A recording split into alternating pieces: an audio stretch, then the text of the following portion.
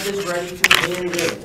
If you do not have it ready, if it is late, and I don't care if your water broke, and I don't care if Junior is crowning. If it is late, it is automatically 10 points off.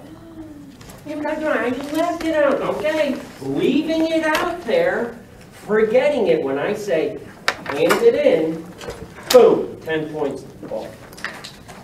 So if you got a 90, it's now an 80.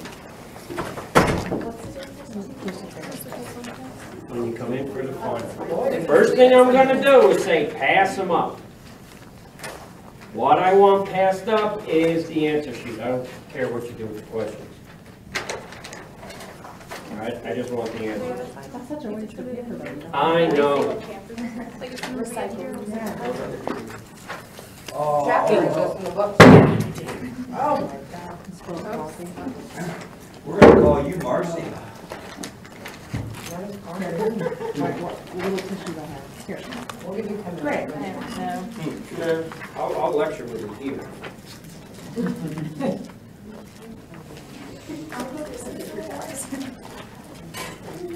No, we're not worried about that. You put that thing back over. Here, Greg. That's no problem. Greg. What's Oh, that? I know what. Somebody's been stealing things from Paninis. I do the Buffalo Wild Wing ones because they cleaned your computer screen. Yeah, 'cause You better go get it. I went to play it. All right. And it's Now, the other thing about this, you don't email me, you don't call me. Dr. Ryan, I have a question. I will ignore you harder than I do now. Okay? You deal with it. You deal with the, I don't get it, because then it becomes, well, let me know if I'm thinking right on this. You don't do that during an in-class test. Yeah, No, we do it. Is that the updated you'll one? have to find out. Is that the updated one? Okay. Yeah. Yeah, it's called subject matter. Chapter, the book. It's called what? It's called subject matter. Oh, nice. It will be metabolism. You'll love that. There's digestion and reproduction on that. And now, with metabolism, you might have to go into acid-base stuff. You might have to go back to chapter 2 and look at chemistry, because that involves all of that. Yeah, digestion. You'll be able to tell when you read the question. And it's not in any particular order, so it's as it printed out. Okay? So that will be due when you come in for the final. So the final for us is Wednesday the 6th at Thursday the 7th at noon. If you show up at 12:30, it's late.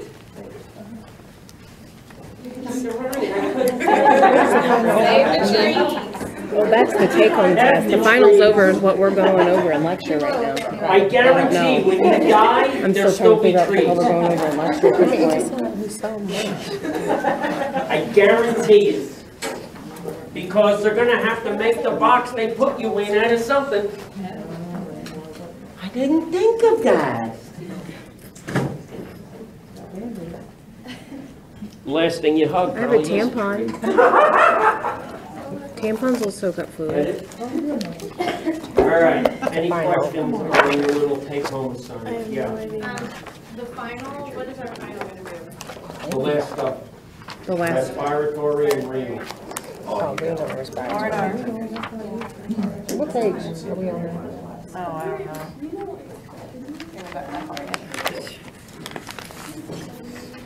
Renal and respiratory. We're gonna hit up the urinary system. 85. So for everyone to throw pizza, I'm walking out like this. This is what we do. So it's the coughing thing, and I get a bunch of those. They have them in the toys registry. I know. They don't have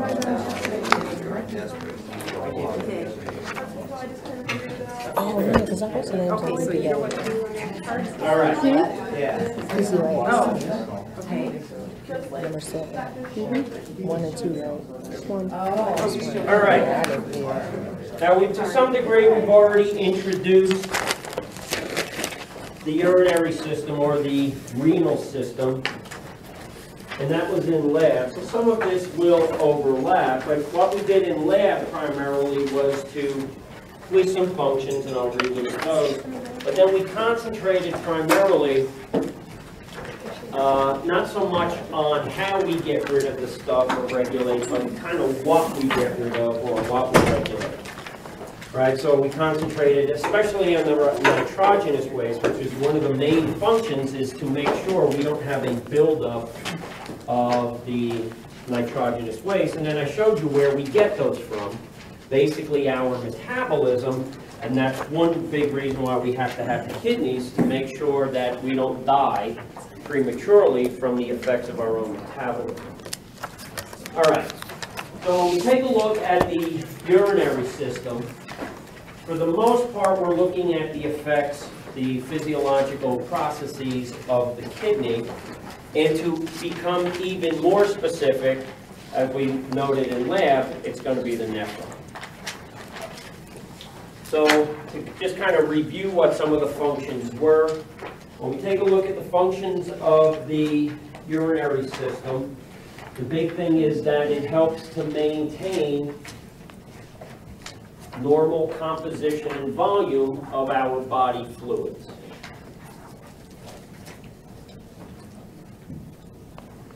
And it does that primarily by working on the blood directly.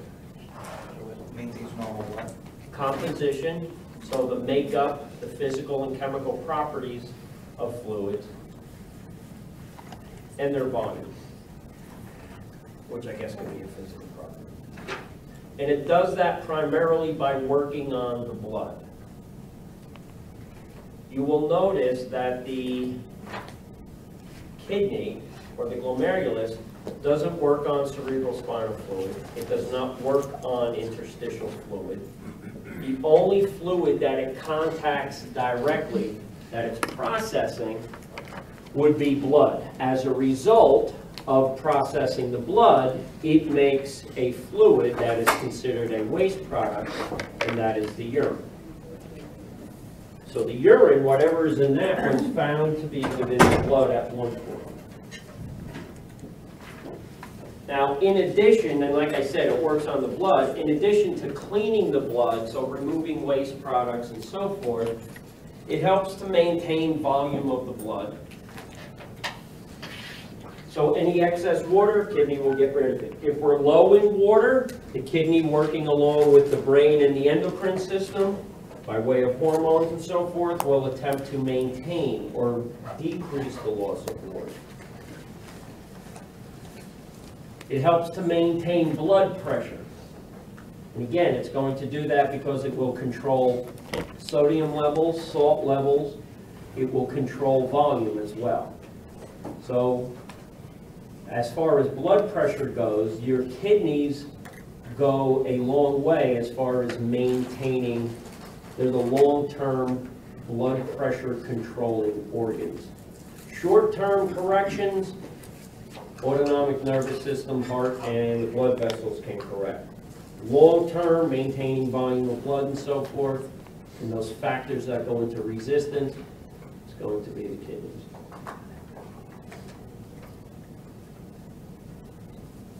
So it's maintaining blood volume, sodium levels, blood pressure. Due to the processing or the effects of hormones from the kidney, primarily erythropoietin, the kidneys are also involved in red blood cell production. So when we looked at blood, we saw that in order to maintain red blood cell production, the kidneys are monitoring oxygen levels.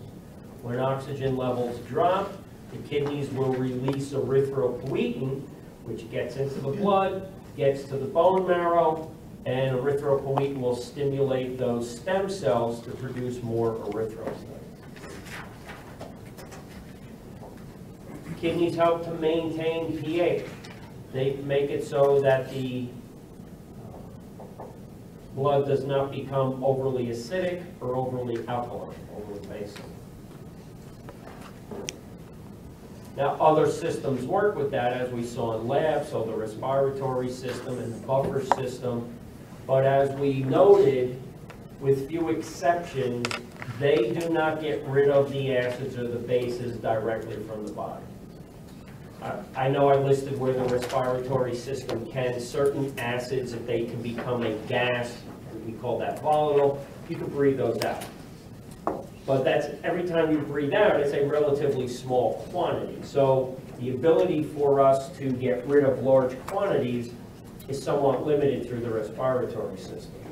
But since the kidneys can produce large volumes of fluid, because they're filtering the entire volume of blood every 15 to 20 minutes, they can get rid of large quantities a lot easier. And as I said, once something is in the urine, it is by definition out of the bloodstream. It's out of the body. So that's where the kidneys shine, because they can get rid of those chemicals from the body directly. The others, for the most part, transform it into something that's not as harmful. But the kidneys can get rid of it directly.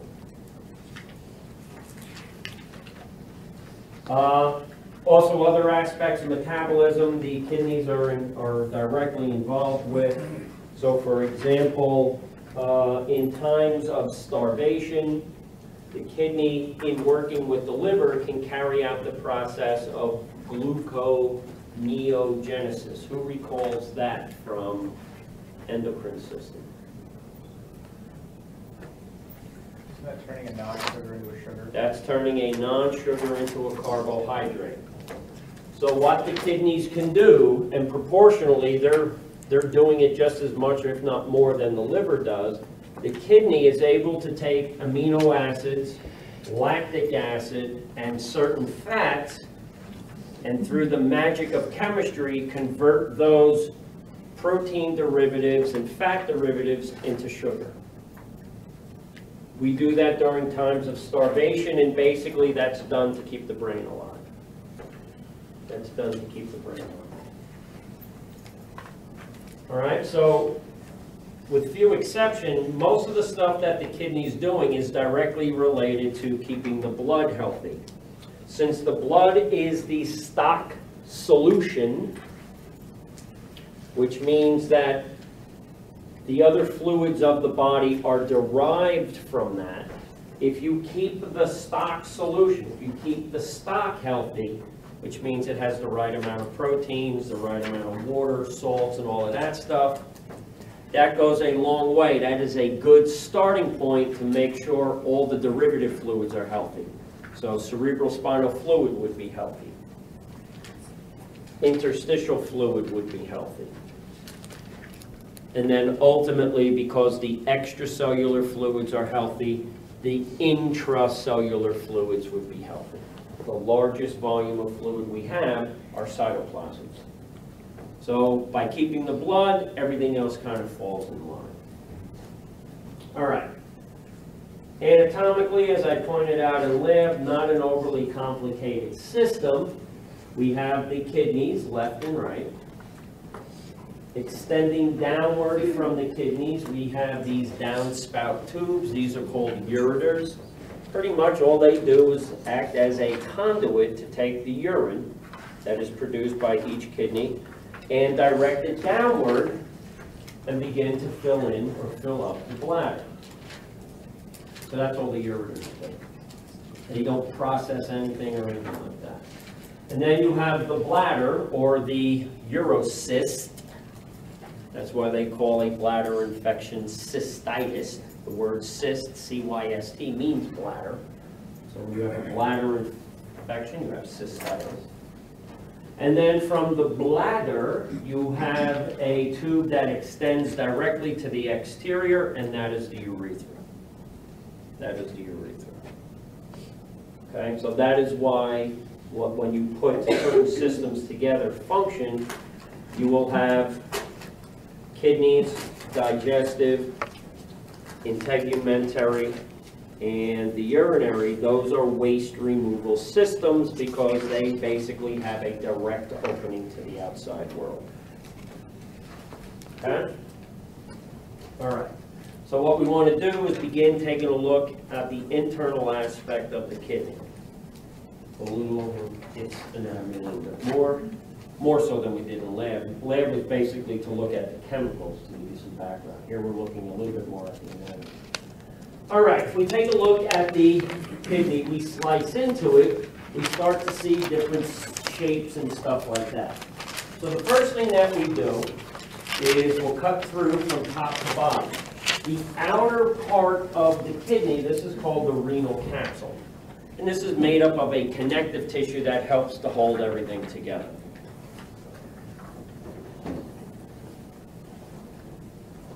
Just underneath the renal capsule, we start to divide the internal aspect of the kidney, we start to divide it into regions. All right, so we have the renal capsule. If we were to peel that away, we would then see this layer or region kind of running along the outer boundaries of the kidney. This area is called the renal cortex.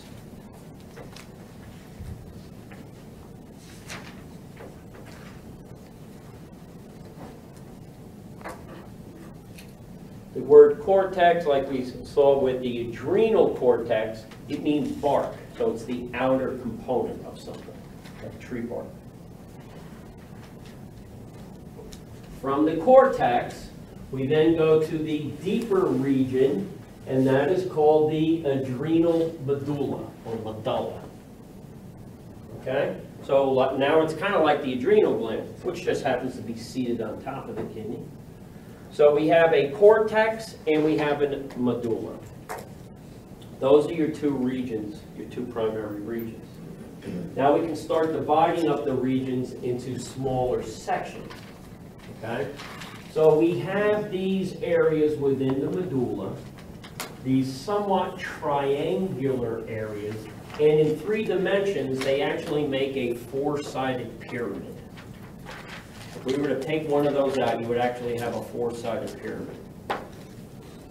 Okay? So that's what we call these. These triangular regions, these are called the renal pyramids. And the pyramids are located within the medulla.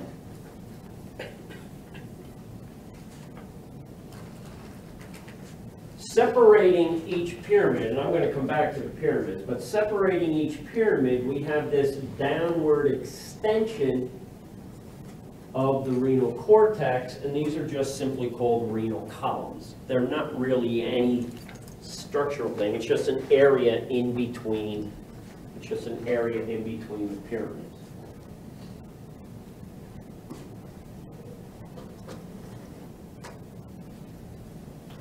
Now, if you take a look at the renal pyramid, we want to kind of concentrate at the point of that pyramid, or the apex of that pyramid. If you were to take a look at the renal pyramids under a microscope, you would see they are basically just a network of tubes that are kind of bunched or bundled together. So it's like a bunch of straws that you're kind of holding or compressing on one end to kind of give it a triangular outline. Emptying from these tubes is going to be urine. So the urine would be dripping out of these tubes. These tubes are called collecting ducts. We'll get to that in a little bit. Well, if you have fluid dripping out of something, okay, and you want it to flow, it'd be a good idea to kind of have a wide mouth structure, a wide open structure that would funnel down or angle down into something narrow. Well, we do that here at the ends of these pyramids. We have these almost built-in funnels, and these are called calyces.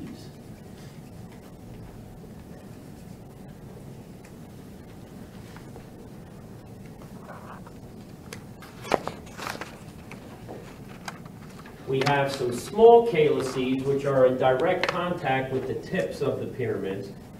Okay, these are the small calyces or the minor calyces. Singular would be a minor calyx.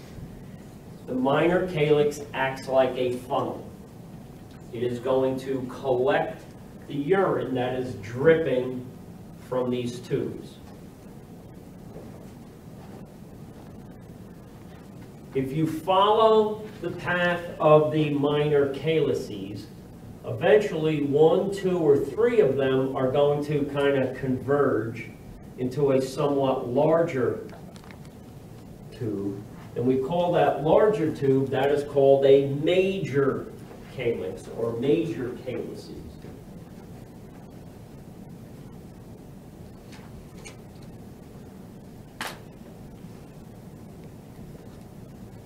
And then the major calyces will kind of fuse together, and they're going to form this bigger opening here.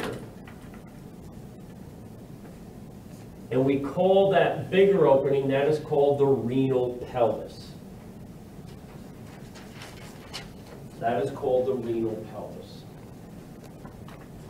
From the renal pelvis, the pelvis will kind of narrow a little bit, and then that's what goes into the downward organ, the ureter. So once the urine is made, it goes into these collecting ducts. The collecting ducts allow the urine to flow through and then drip out. We collect the urine that's dripping out from these ducts into these small funnels called the minor calyx. 2 minor calyces, or 3 of them, will fuse together to form a bigger area, which is called a major calyx. And then major calyx, a couple of those will fuse together, and that forms a renal pelvis. And then from the renal pelvis, we go into the ureter, down to the bladder, and then eventually out. Yeah? So for, like, if someone has a UTI, so it starts, you know, like at the bladder and goes up to the kidneys if it's not treated, or is it like, you know what I mean? All right, so I have a urinary tract infection. Now, guys don't get urinary tract infections, girls. For guys, a urinary tract infection, you better start thinking like blockage of the prostate, or you've got bigger problems. Or, well, there was that time when I was in Saigon. Well, that's all right. So what happens in females is it's the urethra. Female's urethra is relatively short because then it's out. So being where it exits, there's an external area there, so the bacterial content or whatever microorganism content is always looming. Okay? So they can wind up very simply with a urethritis, lower urinary tract infection, which then, if not treated, can then very quickly become a bladder infection. Now I have cystitis. Then, if that's not treated sufficiently, those bugules, and it's usually one of the gram-negatives, Proteus. It's usually something that's got to metabolize nitrogen, which Proteus mirabilis does because of the high nitrogen content in the urine. These bugs are somewhat acid resistant. You would think, well, what's going to live in the urine? Well, these bugs can because the pH doesn't bother them, and they're just finding a food source, which is the nitrogen wastes. So they don't help us, but they'll help them. They can metabolize nitrogen as a nutrient. So they're just going to and they'll work their way up. So you can go from urethritis to cystitis all the way up to the kidney, and that's called pyelonephritis. Now you have a kidney infection. Now for a UTI, you said it swells and that's why you feel the pressure. Where does it swell at? Is it just around the bladder? The whole area is going to swell. If there's inflammation, you've got swelling. You've got inflammation, you've got swelling. And although the bugs don't mind the acid, that's going to burn like you wouldn't freaking believe on the way out of there. Guys generally don't get urinary tract infections. on my other one. The one I use in lab, it's on that one. I don't have the pictures. Guys generally don't get urinary tract infections because their urethra is a heck of a lot longer. Is it true that you can get UTIs from drinking too much hot soda? Hocus pocus. I've heard different things, so I'm just curious. Yeah, they say it could possibly be the sugar or something like that. If you're getting urinary tract infection chronic, then you gotta look for something else. It isn't gonna be the pop. Now, you might be diabetic. So that could be an early sign for juvenile diabetes, urinary tract infection that won't go away. Because of the elevated glucose, their bugs are using that too.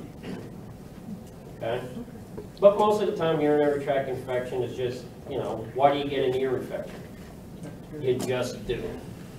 You don't know, you can't backtrack and pinpoint exactly what the cause was. All right? And pyelonephritis, that means now you've got an infection in here. It could wind up becoming interstitial nephritis.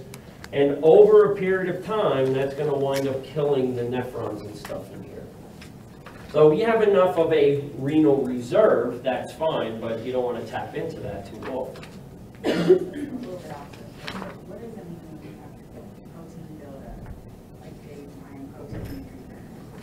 What is going on? The filtering process is abnormal. So now you have proteinuria. A normal urine sample should not have protein in it. You might have a little bit of amino acids, but that's not protein. Those are amino acids at that point.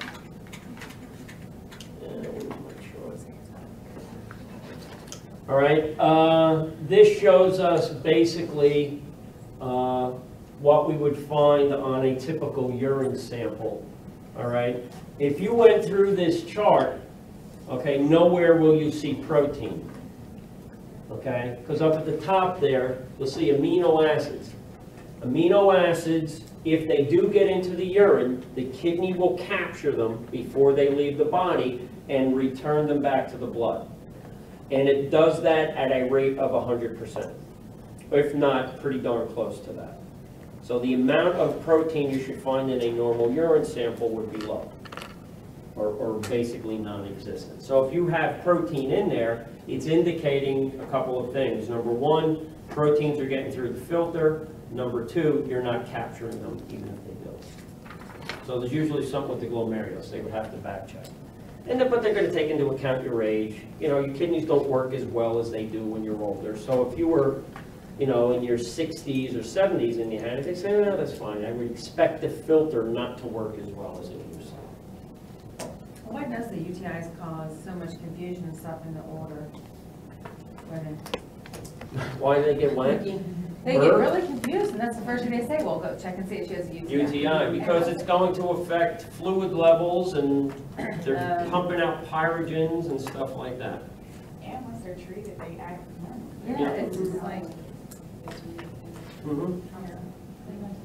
Yeah, a lot of it's the fluid levels and everything too. And it's just the way their body's pumping out stress hormones, so cortisol is elevated, so neurologically that has effects. So, and then once you get rid of it, cortisol levels and stuff drop. Thyroid levels will go back down. They don't sleep when they have the UTI. So thyroid levels are up, cortisol levels. It has to do with the endocrine system. okay. Okay? Plus, I'm just not comfortable.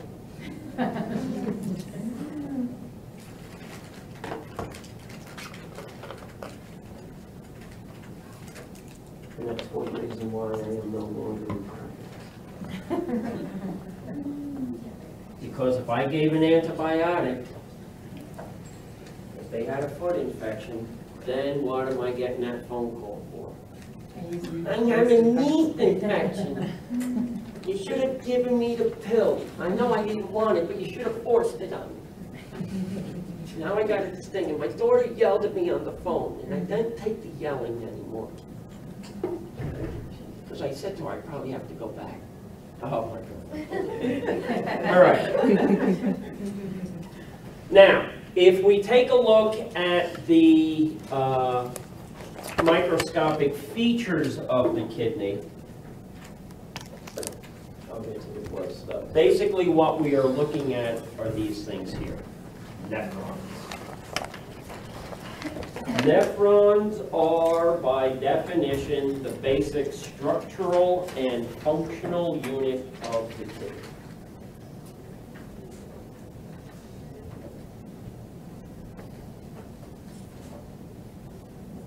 Each kidney, as I mentioned in lab, has about 1 million of these things. And by the time we are in our 70s, late 60s, early 70s, most individuals have lost about 50% of their functioning nephrons. So as I described it in lab, you have basically donated one of your kidneys back to nature. By what age did you say? By what age did you say? Mid-60s, early 70s. And you increase that by taking medications, because certain medications, although they don't harm you, they are nephrotoxic. They're going to kill some nephrons for a period of time while you're on it. Yeah.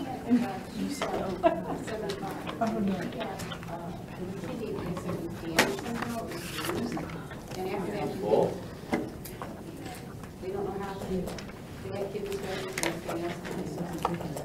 But they have been through some way and falling. a bruise indicates some type of trauma. I don't know. You could have bumped into something. Wouldn't take much. No, it wouldn't take much. This might be a really stupid question, but how do you lose your nephrons? They die. And How do you lose your skin cells? so they just don't produce any? No, that's it. An organ as specialized as the kidney will not regenerate. As a result of specialization, you have to lose certain characteristics as a cell. Now, when we're younger, do we still, we don't regenerate at all nephrons? Okay. No, no. And if they do, you're not going to get back what you lost. So even if they do regenerate some of them, you're not going to replace. It's not a one-to-one replacement. So ultimately, you're losing. And this is one reason why in elderly individuals, geriatric population, you have to adjust dosages of medications. One of the things that is assumed when someone prescribes you at your age a medication, it is assumed two things are going to occur. Thing number one is the liver will do its job to get rid of it from the body. Thing number two is the kidney will do its job and get rid of it from the body. The dosage that is given to you is a dosage that has a therapeutic effect, but yet at the same time isn't necessarily toxic systemically, because the kidney and the liver will work in tandem to get rid of that foreign chemical. And in fact, that's one reason why you have to take like 500 to 1,000 milligrams of, let's say, an antibiotic, because you're probably only going to get a couple of milligrams actual usage. So most of the medication you're buying is urinating away. But if they only gave you that small amount, you would never have enough left in your body for any length of time to cause any effect. Can you speed up the loss of nephrons? Can you speed up? Yeah, start taking medication.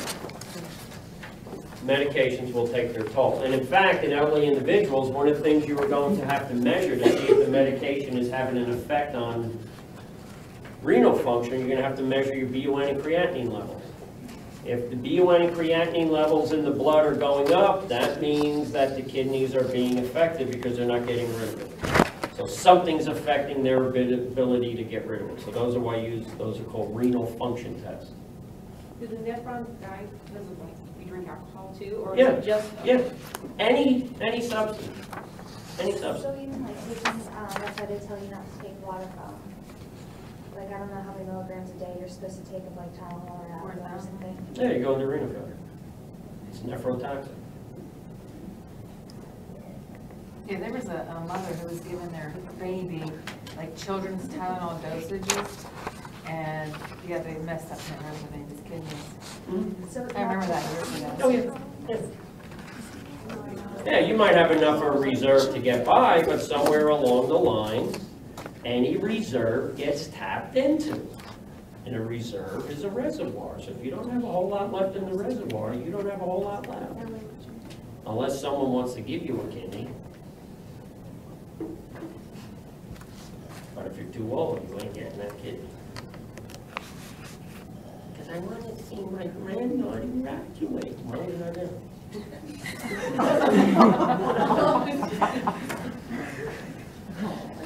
What do you mean? Oh, what?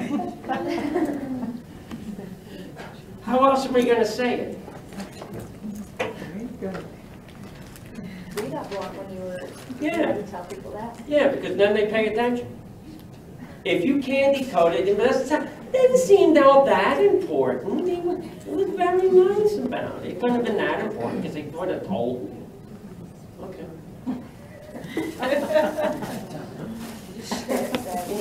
Yeah, you're not gonna. Get that thought out of your head. Unless they're having the ceremony in the hallway, you're not seeing her walking down that aisle. With the silly cap and gown. All right, so nephrons are what basically are doing the job. When people talk about the kidney, it's basically the nephron that is doing it. So let's start taking a look at the anatomy of the nephron.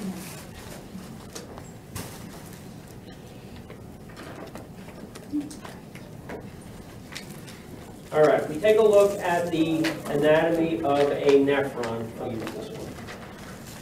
We can divide the anatomy of a nephron up into two sections. You have the initial section that the blood is connected to. That is called a renal corpuscle. So you have the corpuscular section. Sometimes that's called a capsular section. And then you have part two, which is a tubular section.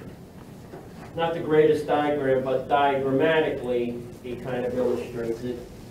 Here is the capsular section, right here. That's what is in direct contact with the blood. And then extending from the capsule, you have a tubular section. So I'm going to start from the capsule, or the renal corpuscle, and then we're going to go through the tube. The reason why we just can't say it's a tubular section is because then you have to break or divide that tube up into functional sections, because each section does something a little bit differently in getting rid of waste products and maintaining fluid levels and stuff like that. All right, so the first thing that we have is the renal corpuscle. The renal corpuscle is made up of two things. Thing number one is a specialized network of capillaries that are pushed into its hollow center, and those capillaries are called the glomerulus. If I were to magnify that, it would look something like this. So here is the glomerulus. Okay. And the glomerulus is a set of specialized capillaries. Now they have to follow the same rules and everything that capillaries have to follow, but they're specialized because they're part of the filtering mechanism here. You will then see the glomerulus is embedded or pushed into this hollow sphere, and this sphere is called Bowman's capsule.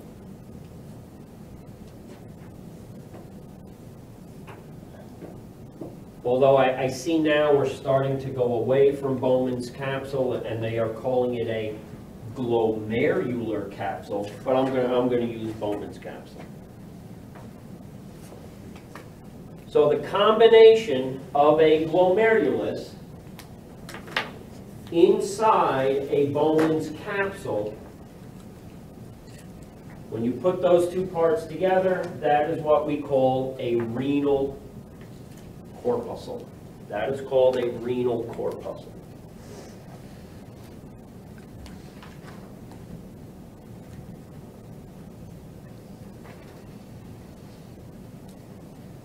And this is an important area right here due to the fact that this is where the filtering process takes place. It takes place within the renal corpuscle.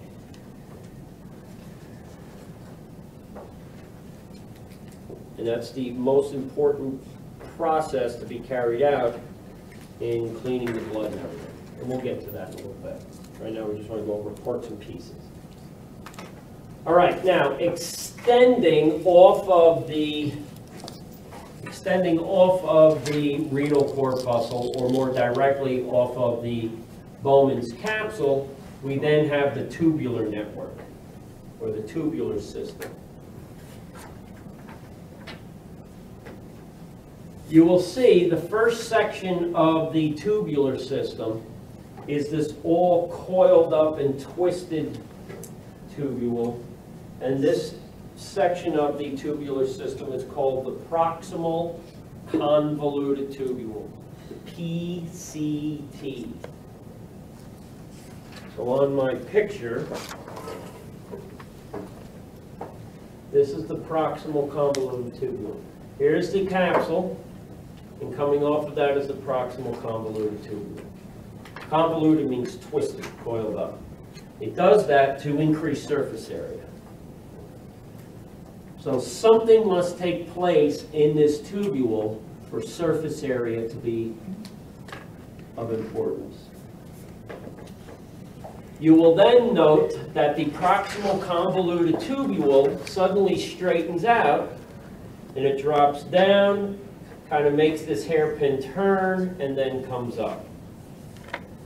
This elongated U-shaped structure, this is called the loop, the nephron loop, or also specifically known as the loop of Henle. The loop of Henle.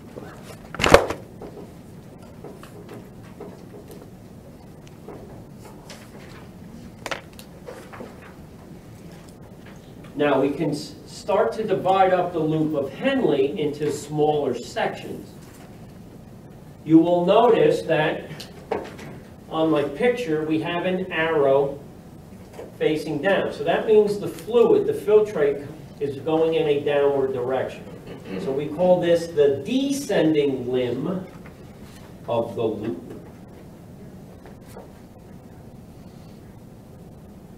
We actually have the loop itself, the U-shaped bottom. And then the fluid flows in an upward direction, and so that would be called the ascending limb of the loop. So the whole thing is the loop of Henle. We have a downward portion, that's the descending limb. Then we have the upward portion, that is the ascending limb. We can then subdivide that even further. You'll notice I have this thick portion here, and then a thin portion here. So you have the thick portion of the descending limb, and you have the thin portion of the descending limb. This took years upon years to figure out.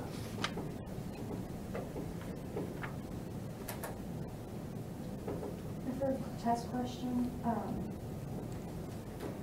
if you were going to talk about the nephron lobes or anything, what would be a question that you'd ask, or like an example or something? Like what the ascending loop does, or? Yeah, it'll be more functional. Now I might ask you, is this a section of the nephron? I want you to follow me, isn't, but most of this stuff is going to, what takes place here. Now if you follow the ascending limb, so we come up and then you'll see it gets all twisted and coiled up again. That is called the distal convoluted tubule.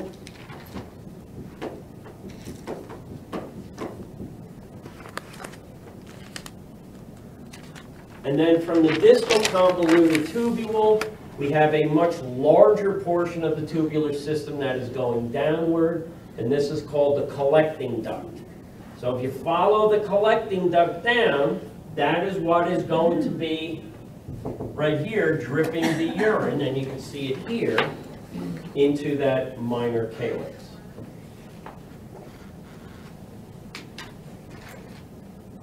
So those are the parts of the nephron. You've got the renal corpuscle, which is a Bowman's capsule plus the glomerulus. And then you've got the tubular portion. From beginning to the tube to the end of the tube, it goes proximal convoluted tubule, descending limb loop of Henle, loop, which is the hairpin turn, ascending limb loop of Henle, distal convoluted tubule, collecting duct.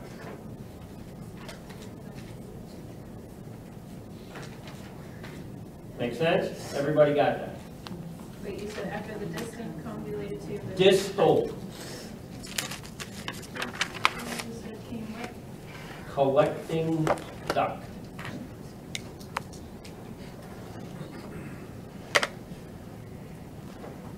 All right? All right, so those are the parts and sections of the nephron. Now, in order for the nephron to do what it has to work very closely with the blood supply. So we saw where that starts, and that is with the glomerulus, but it has a much more elaborate connection to the bloodstream than just the glomerulus. Glomerulus is a direct connection, but the indirect connections are very important. So just to kind of go through the general blood flow through the kidney. As we learned in lab, we have an artery that feeds the kidney, which comes directly off of the abdominal aorta, and that is the renal artery. Now, I'm not going to go through every freaking branch of that renal artery. I'm just going to get down into the important usable parts. But the blood supply here to the kidney is very, very important. In order for the kidney to filter and clean as much blood and as quick as it does, it's got to have a very good blood supply. So roughly 25% of your cardiac output gets sent to your kidneys every minute for the processing. Now, eventually, we're going to go from arteries, eventually we're going to get down to arterial. So that's kind of where I want to start here. I'm bypassing a bunch of vessels, mind you, but we'll get into arterioles. When we looked at the general circulatory pattern, we said from the heart we go to arteries. Arteries will go to arterioles, arterioles capillaries. Did we not say that was the general? Well, we kind of have that here. Assuming we're going from renal artery, bypassing a bunch of branches, we get down to an arteriole.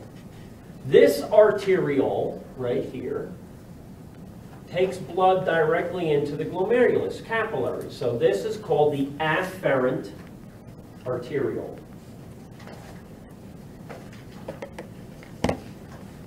The word afferent means to carry toward, to carry to something. So the afferent arteriole carries blood to the glomerulus.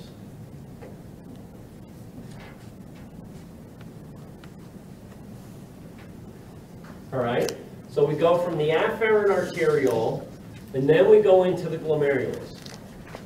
So far, everything is according to the typical plan. Arteries, arterioles, capillaries. So here we have renal artery, afferent arteriole, glomerulus. Artery, arteriole, capillary. Okay? Now we diverge from that a little bit. In our general vascular plan, it went arteries, arterioles, capillaries, venules, veins, and then we were back to the heart. Here we deviate. Actually, what happens is we have an arteriole, the afferent, goes into the glomerulus, so that's fine, but you would be expecting a vein at this point to be draining fluid from the glomerulus. But instead of a vein, we have a second arteriole, and this is called the efferent arteriole.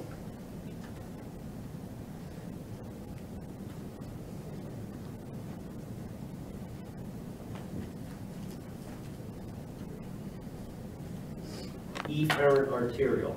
So now we have a deviation. And whenever nature deviates from a general plan, it does so probably for a very important reason. We'll get to that important reason. Okay?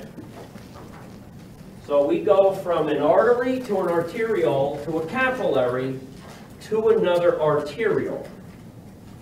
Now, if we follow the efferent, and again, the word efferent always means to carry away. So this takes blood away from the glomerulus.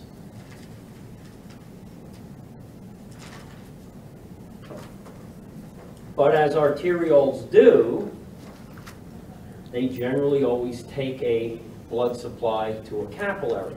So in this case, in one instance, we're taking blood away from the glomerulus, but we are bringing blood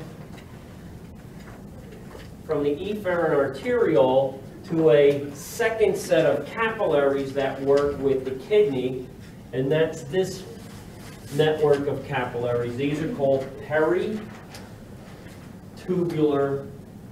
capillaries. Peritubular capillaries.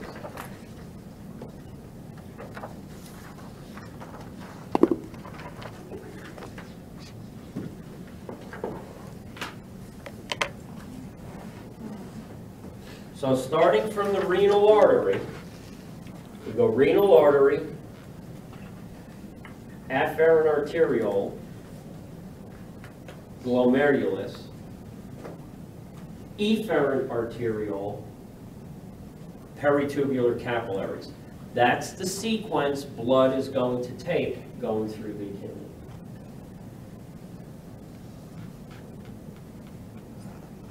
And they're called peritubular because they basically wrap around and weave around the tubular portion of the nephron. So I'm going to have capillaries wrapping around the outer aspect of the proximal convoluted tubule. I'm going to have capillaries wrapping around and weaving around the loop of Henle.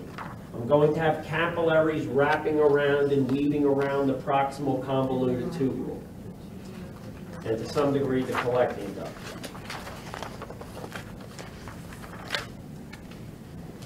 So within the kidney, this does not follow the typical vascular game plan. If it did, we would not be able to keep the blood as healthy and as clean as we possibly can. Okay? Now, once we get through the peritubular capillaries, that's when we start to hit the veins again. All right, so from the peritubular capillaries, we then get into the veins, and then the renal vein, and then we're out. So once again, renal artery, afferent arteriole, glomerulus. Efferent arteriole, peritubular capillaries, renal vein, and then blood's back into this general circulation. So somehow this specialized nephron structure is connected in a very, very unique way to the vascular system, so that way we can process the blood and keep it as normal as possible, so the blood can be delivered to the tissues and cells and not cause them any harm. Does that make sense? All right. Any questions so far, Dan? We haven't even gotten to function yet, the anatomies of.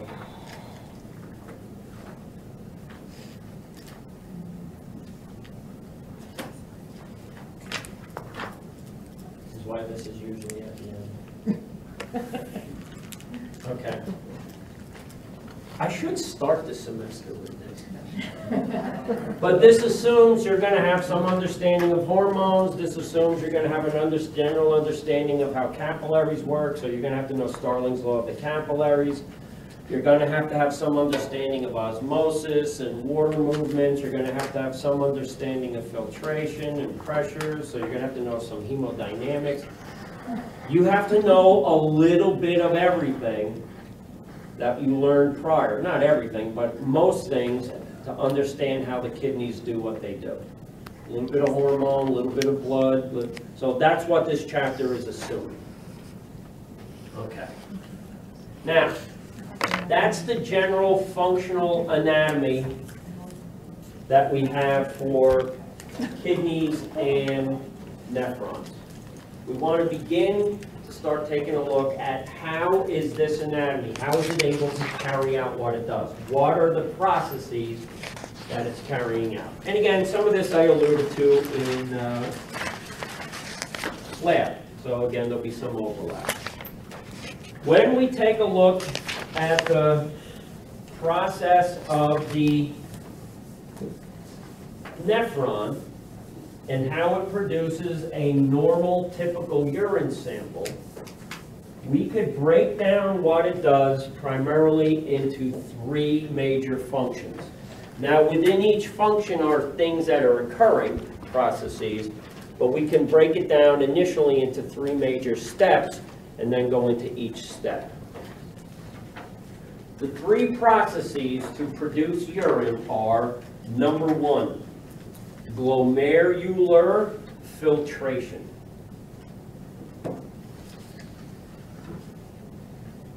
And that's the one we'll talk the most about, but I got to at least describe the other two. Glomerular filtration, top of the list, most important step in producing urine.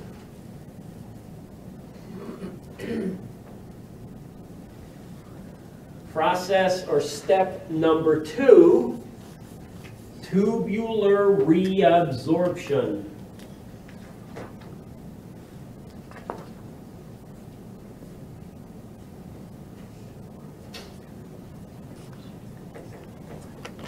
Tubular reabsorption. Process number three, and this is on the lower end of the importance scale, is tubular secretion.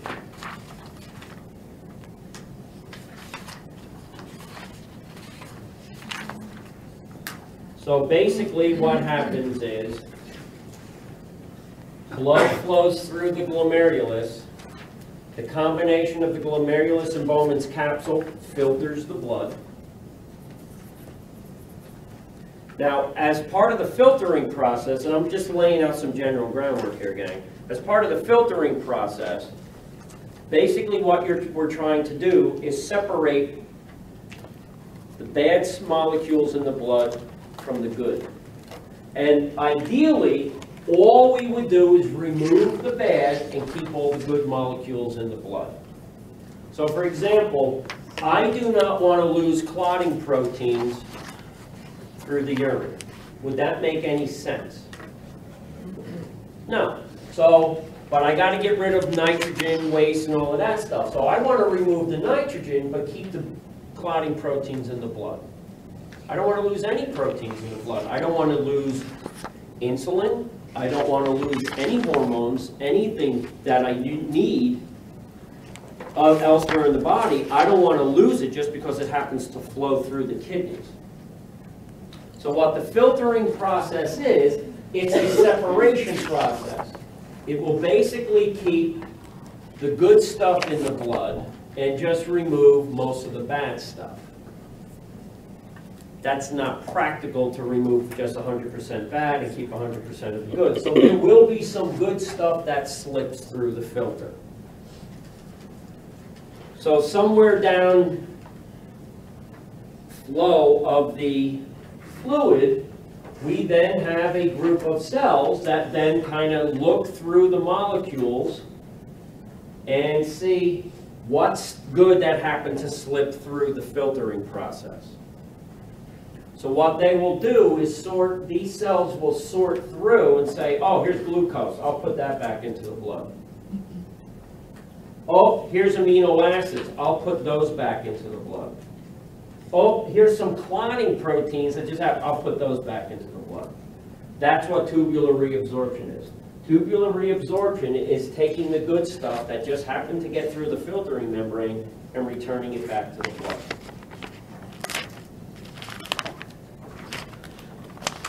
Tubular secretion is a way of, well, we need to get rid of a little bit more waste products. Not all of the waste products fit through the filter.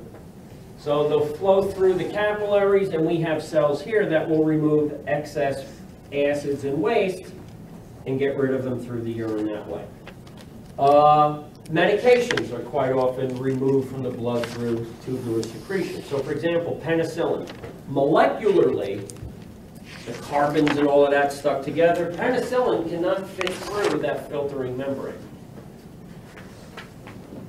But yet it still shows up in the urine.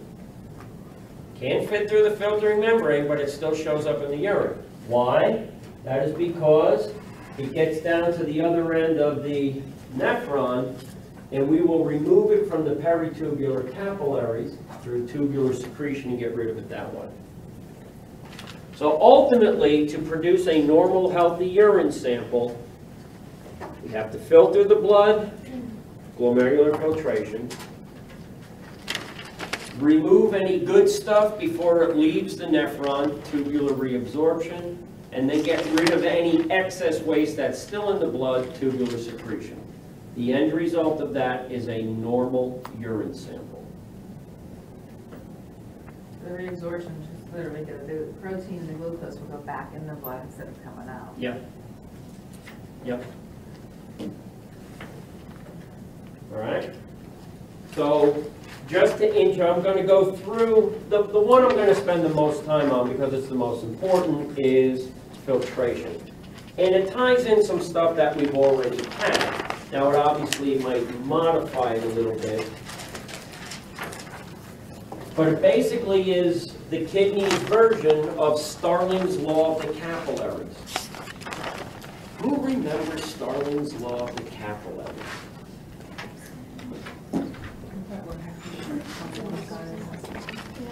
Think, think. Sound like Crackhead Bob trying to sing a song. Put it on one side. About the tubular secretion, Okay, go ahead. you said the penicillin, does that come out in the urine, or does that go, that doesn't go back in the blood, No, that actually they- comes out, Comes out. like acid? Okay, Yeah, it comes out with the acid. okay. Sorry. Starling's law of the capillary, if we recall, we think of the capillary as a tube. It's getting fed on one side by an arteriole, so the pressure there is high. The fluid goes through. Now, the capillaries have pores, so some of the fluid's going to leak out, but the pressure on the opposite side, on the venous side, is low, and that will help to reabsorb. Okay? So we're going to modify that a little bit, but that's the foundation for the filtering process, is understanding the basics of Starling's law of the capillary. So if we take a section, we take a renal corpuscle and remove out of that a section of the glomerulus, this is what we're going to see. We are going to see three basic layers wrapped up that forms what we call the filtration membrane.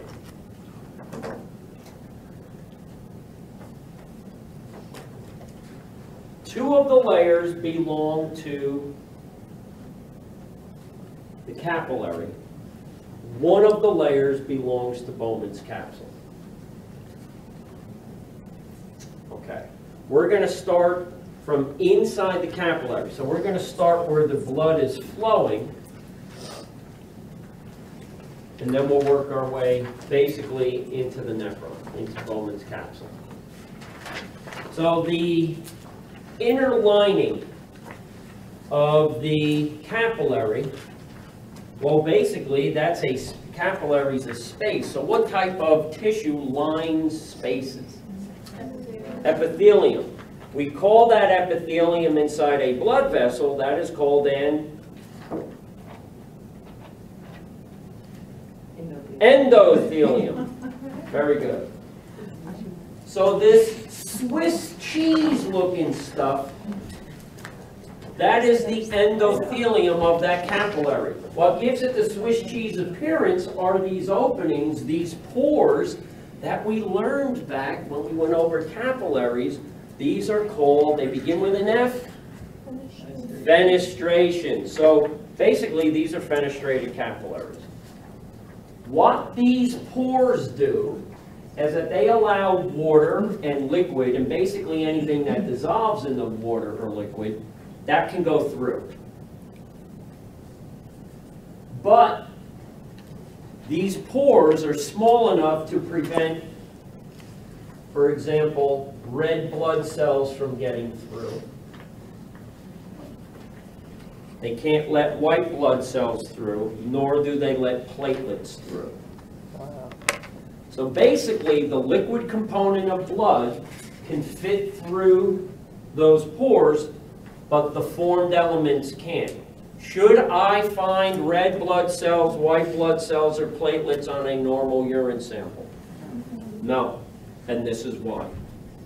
If you do, then you got to start looking for a problem somewhere. Make sense? You just spent a lot of time and energy to produce reds, whites, and platelets, and you don't want to lose them prematurely through the urine. Okay. Now, all filial tissue has what type of membrane? Basement membrane. So that's another layer here, a basement membrane. The basement membrane belongs to the capillary, belongs to the glomerulus. Now, the way the basement membrane works, it's made up of connective tissue fibers. And do you ever see a filter for an air conditioner? What does it look like? What is it? Anyone ever seen that? Not fiberglass. It's fiberglass. It's a mesh that's all kind of, these fibers are all compressed and woven together. And based upon how tightly it's compressed and woven together, it's going to form spaces that will allow certain things through, but will trap other things out of the air. Well, that's kind of how this basement membrane works as well. It's all these collagen fibers that are woven and compressed together. So it will allow certain things through, but it will trap others, which will eventually get pushed back into the blood supply. So what it lets through is that it will let through water, and it will allow ions, salts and acids and stuff to get through, but it will not allow what are called large blood proteins. So it will not allow things like albumins, certain albumins. It will not allow certain transport proteins to get through. It will not allow hormones to get through.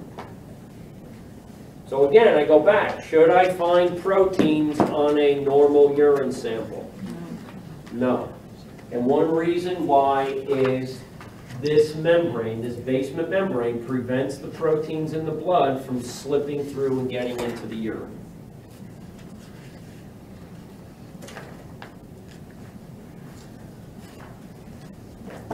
All right, we'll call it quits there. We'll pick it up here with the filtration membrane. Everybody has one of them take-home assignments. You need one? Which ones? I'll just put it in. Right here. Which one's mine? I printed back to front, so I didn't number. Oh. Here you go.